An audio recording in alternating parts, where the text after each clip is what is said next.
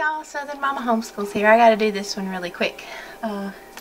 Anyway, I thought about something yesterday to share with you.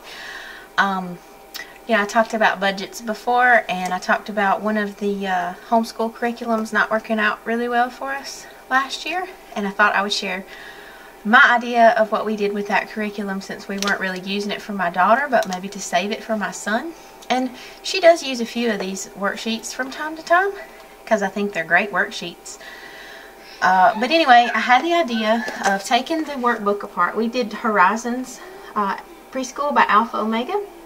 It's a great preschool curriculum, but it just didn't click with us. So anyway, I took the workbook apart.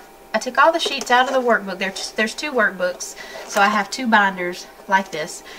And I put them each in these little laminated paper protectors. And so now, when she does a worksheet, she can use a dry erase marker, and the worksheet stays good. So it's not written on, so it can be reused and reused however many times you want. And for however how many children you want to use this particular curriculum, you can do that.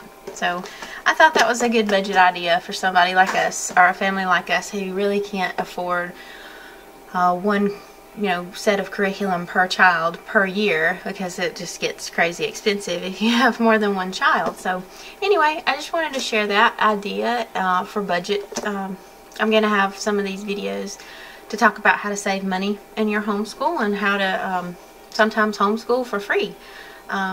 So anyway, I just wanted to share that with you. Just a little quick tip on what to do with those worksheets that you're not really using, but you kind of are, and you don't want to throw them out. So anyway, thanks.